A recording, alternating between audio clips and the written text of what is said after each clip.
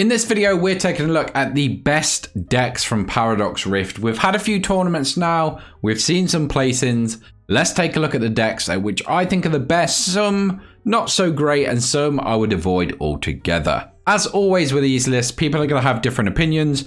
Drop yours in the comments below, but let's get into this one and start off with, it looks like a few variants of Charizard. So I am just going to rank the highest variant of each deck. A lot of these, like one stands out more. Like I think for Charizard, Pidgeot is the way to go. Just being able to find any card you want at any point in the game is always good. Obviously, you're very susceptible to stuff like Path, but because Charizard needs his ability anyway, you're probably playing a ton of outs, a few vacuums, a ton of stadiums, so it shouldn't be too much of a worry. If you are worried about getting Path, you can always Pidgeot the turn before, so you've got a stadium ready. And yeah, I just think, yeah, Path's just not going to hold against this deck. If it does, it's very strong, but most of the time I don't think it is. It's got a ton of great matchups. Obviously, Miraidon is very popular, and this deck is very good into Miraidon. Great into Mew, which seems to be a deck that never leaves the format. It just hits so many decks quite easily, takes those knockouts and ramps up as the game goes on. I honestly think it's one of the better decks in the game, in the format right now, so I'm going to put it into S tier. I'll try and organize them within their tier, the best I can anyway. Let's take a look at Mew. I think the Fusion Strike variant it's always been my favorite. I don't like the turbo version. So we are going to put the Fusion one in somewhere. Mew never seems to die. I mean, we've got Roaring Moon, we've got Charizard, we've got Drapion, we've got Spiritomb. So many reasons Mew shouldn't succeed, but it always finds a way. That being said, I don't think it can be an S tier deck just because how good the other dark decks are. It's so consistent though. I don't know if it's a 1 or 1.5. I am going to go a 1.1, sorry. No matter what happens, this deck is so consistent. You can draw so many cards. You find everything you need in the game. Whenever a deck can do that, I don't think we'll ever see anything like this again. It's just so powerful. It's literally reappeared over and over again, and it can't seem to lose. So we are going to put it at number, yeah, tier 1 seems fair. It's somewhere between there. So next up, we've got Roaring Moon. So we've got the variant with water energy and the variant without. Personally, I prefer it without, but I can see how consistent the water version can be, and it does give you a lot of options against single prizes. So we'll be going for the water version in this one. I think it's been hyped up far too much. I don't think it's S tier. It's maybe 1. It's like here. I am going to put it here for now. We might move these around at the end. I just think it's pretty much Miraidon without the variety, without the options, without the different attackers, without the different strategies. It's very much one note, and if you hit it, you do quite well. If you don't, then you lose. You just lose, which is never good. I think a lot of people had hopes for this deck, and it's not done much to sort of warrant that hype so far. I mean, it has appeared in some Lost Zone decks, which I do think is a better placing for it. But this is the water variant, so we're going to pop that in there for now. It could potentially be here. I do think it's a very thin line. Next up, we've got Chien-Pao. Now, Iron Hands does make it even more inconsistent, and I do think it's a very much, you need everything to go your way with this deck. You need your Frigibacks, you need them not to be knocked out. You need to evolve the following turn and keep them in play, else you can't really do much with this deck. And once those start to get targeted down, cards are playing like Avery and stuff, it's really affected this deck. I don't think it's in the best place. Honestly, I thought it was going to be S tier coming into this format, but I think it's probably like here, which is still good. I mean, it's still a deck I would play, and it's a deck I like, but I don't think it's going to be top tier. Because on paper, it should be the best deck. It's got Chien-Pao to deal with the high HP attackers, Iron Hands to deal with the single prizes, but in practice, it just doesn't work. I don't know if, like we saw the Lost Zone from Tord with the Iron Hands and Palkia. I actually prefer that. I think it's getting rid of Chien-Pao, using the Roaring Moon, Iron Hands. It's a much better combo. But yeah, it's still a good deck. It can still win. If you're rolling hot, you're going to... That's the thing. If this deck is working, it does beat most decks. but it's just getting it working, which is the issue. Let's move on to the cheese string boy himself. Let's go for Gholdengo. I think he's got to be here. It's yet to make a big impact on the format. I don't think it's even had a place in that high. We rarely see them make day 2. I would love to see this make a run. My girlfriend plays this deck and she's going to take it to some cups. And we are going to Liverpool Regionals, so she will be playing it there. So hopefully she can be that person to put it on the map. Currently, it's just not there yet. I think it needs something else. I don't think the Scizor is quite what it needs. Ideally, it wants like a basic attacker. But yeah, we're going to have to wait and see for that, because it needs like a single attachment, because there's no acceleration in the deck, which I think is part of the problem. There might be something out there you can work with it. For now, though, it's a good deck. It can beat a lot of stuff. It struggles with some things, like I think like Gardevoir is a really tough matchup for it. Anything that can use that single prize, so Lost Box. There's a few things that make it difficult. But in general, it should be able to deal with most decks. I think it's just that thing of not having single prizes or a variety of attackers, because it has no acceleration. For energy anyway, it can draw a ton of cards, but that doesn't really help get energy into play. Next up, we've got one of my favorite decks in format currently, and that is Miraidon. The Regieleki version with Iron Hands is actually really good. You can take tons of prizes on Pokemon you can't normally reach, but I do think the best variant is going to be with a Flaffy and all those different attackers like we spoke about before. Where does this go, though? I think because of how quick it is, the variety of attackers, I think it's got to be S tier. Or the top of one.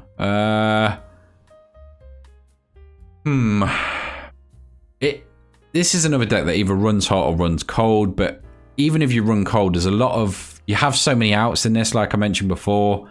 You've got the Forest Sealstone, the Arvin package, you've got Fleet-Footed, you've got Mew, you've got so many options to draw extra cards.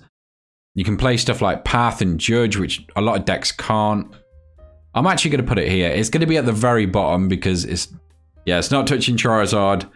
It's not going to touch our other deck that's going to be in here shortly. But I think it should be, it needs to be up there. It is one of the best decks. It's one of the quickest. It's one of my favorites, honestly. It's just such a fun deck to play.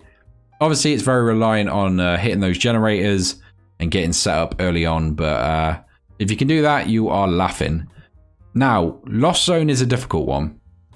So if we have a look here, there's literally Goodra, there's Dragonite, which is the turbo version, there's Roaring Moon by itself, which I...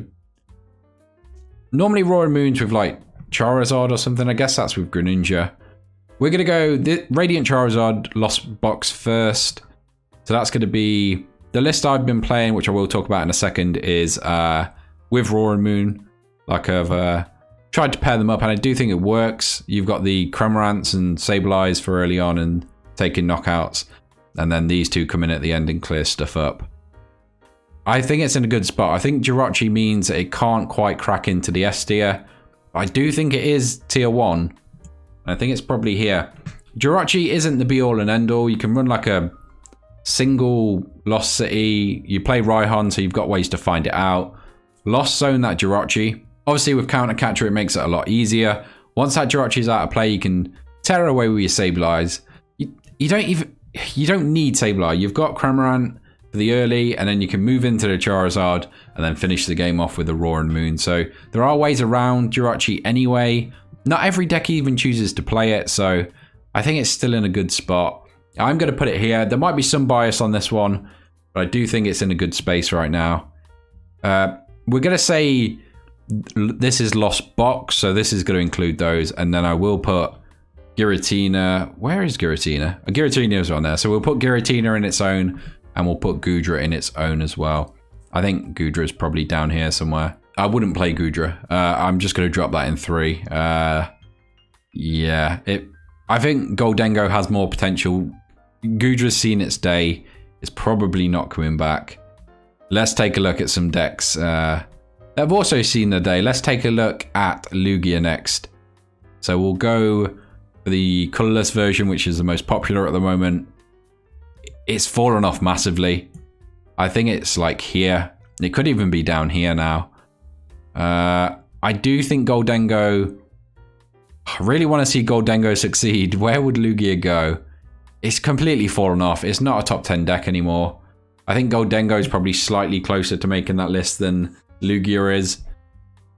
It's got a ton of attackers, but you just need so much. You've added stuff like Vessel, and you don't really want basic energy in the deck to try and get that Iron Hands working. And I think it's watered the deck down slightly, but I just don't think it keeps up in this current game. We've got Iron Valiant.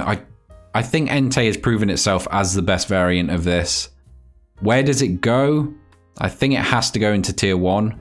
It's already had a massive impact, and I think even just the thought of this deck, I think, is enough to put people on edge. You need to be careful benching those single prizes. You could just be donked, which hasn't really been... I don't really remember that in recent years.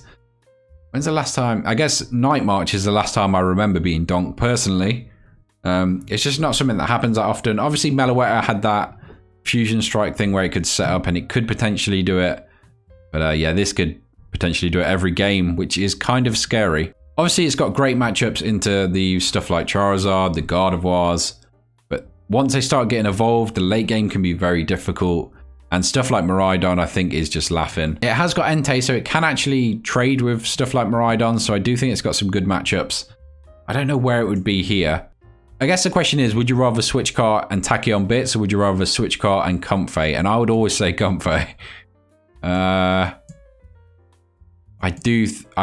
think Lost Box is still doing well. Remember, this is the variant, so it could be Dragonite, which I think is probably maybe the best variant of it currently. So we're going to put it there for now.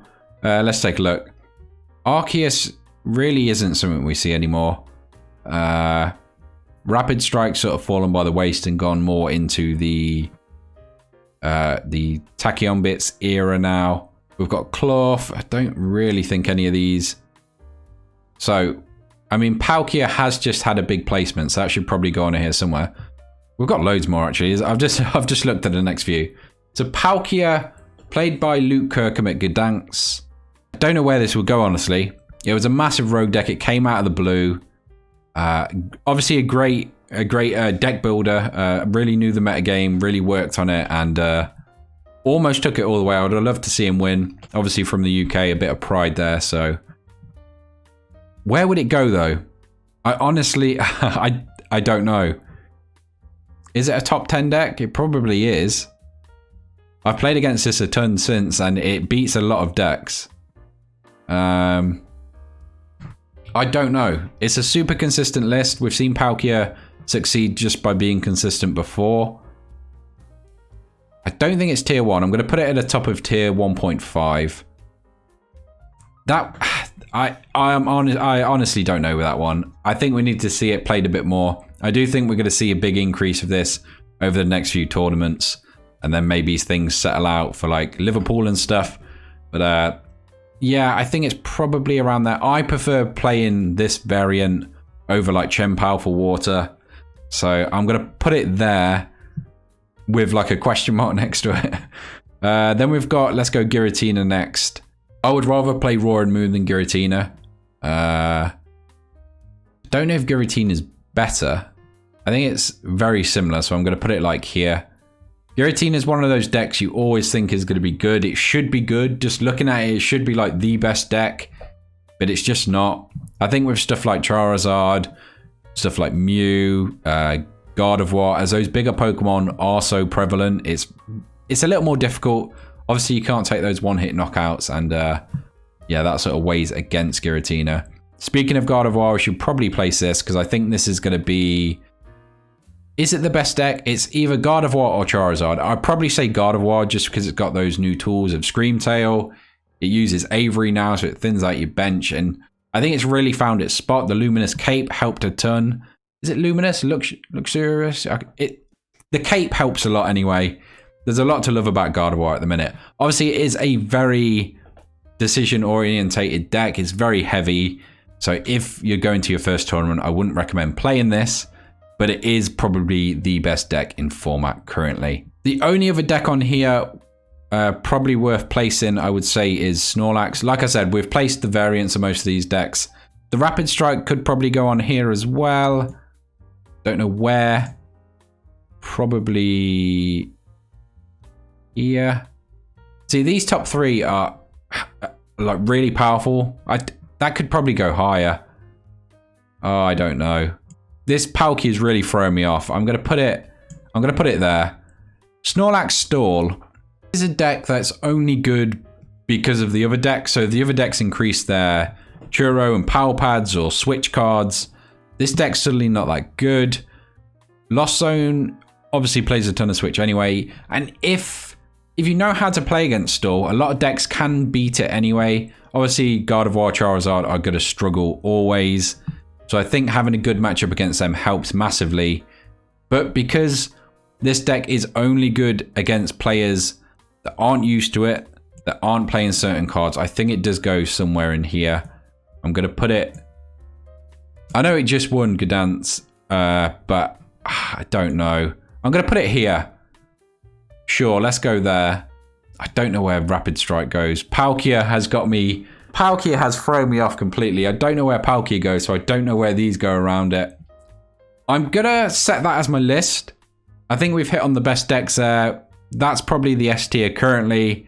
You could probably argue 1 and 1.5. I honestly don't know where Palkia goes. Roaring Moon could be slightly higher. Lost Box could be down.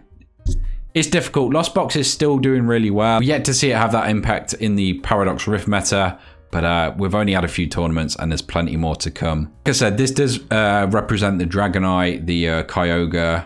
So there's a few variations. This represents the Tachyon Bits one. So yeah, there's a little give there. That's my list. Like I say, let me know any changes you would make in the comments below. Let me know any of these decks you were playing if you were going to a tournament.